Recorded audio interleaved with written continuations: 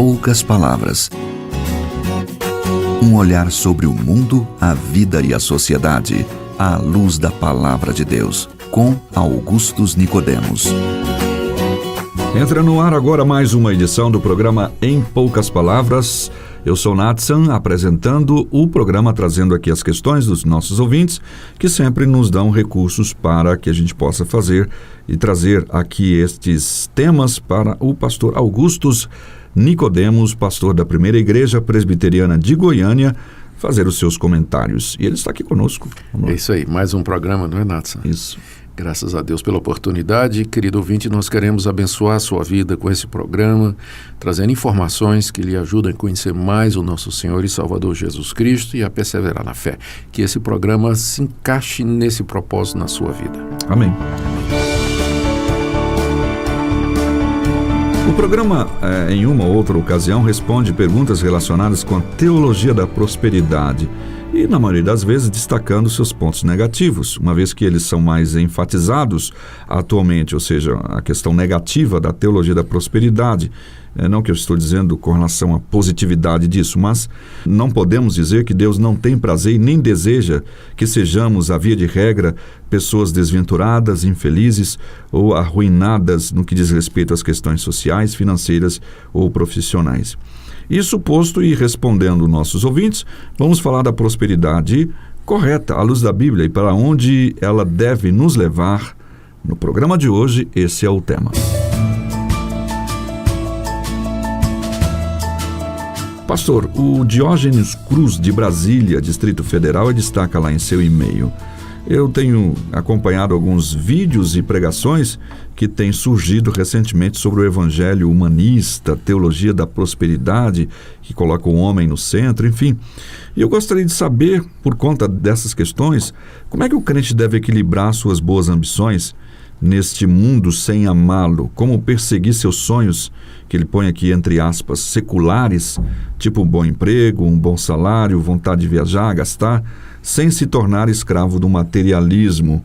Enfim, ele põe em suma, a pergunta dele seria: como posso equilibrar minhas ambições nessa terra sem amar este mundo? Certo, essa é uma pergunta muito pertinente, não é?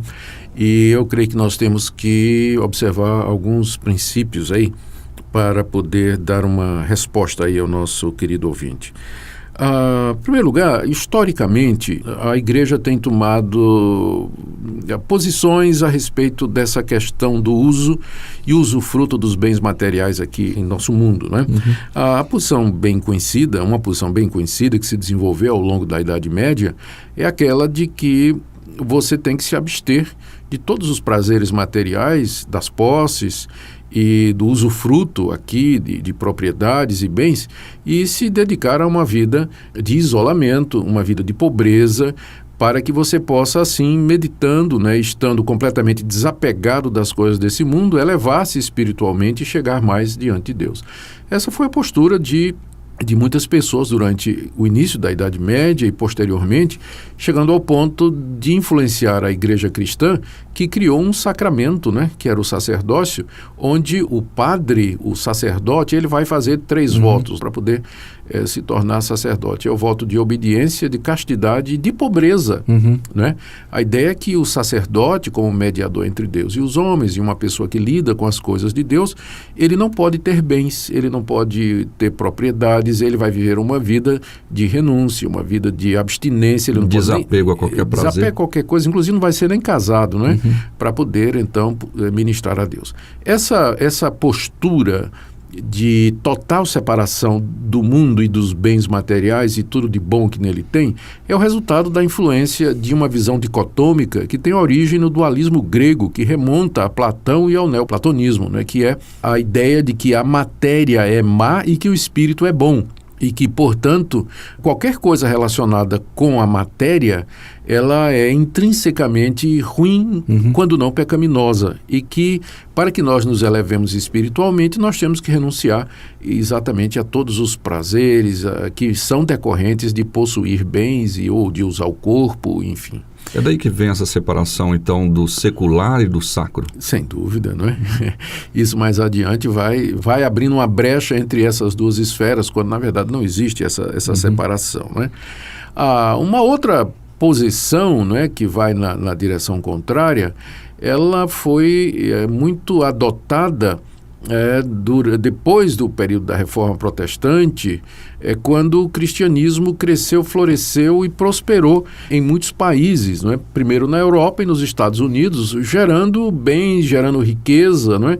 Os cristãos se tornaram abastados, se tornaram ricos, prósperos, e não poucos então começaram a colocar a sua confiança, a sua alegria, o seu prazer nos bens materiais e no usufruto deles.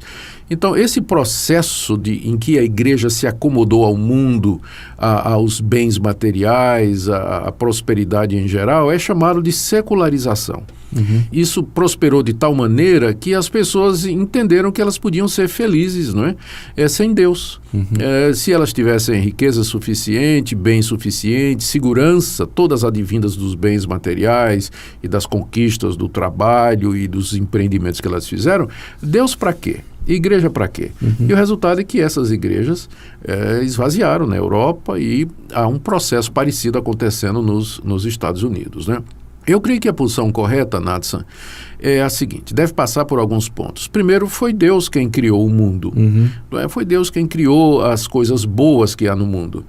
Deus é que nos deu paladar para aproveitar, sentir o gosto das coisas, nos deu tato para termos prazer em tocar e tatear, acariciar, não é isso? Ele é que nos dotou de olhos para ver as belezas desse mundo, de ouvidos para apreciar boa música.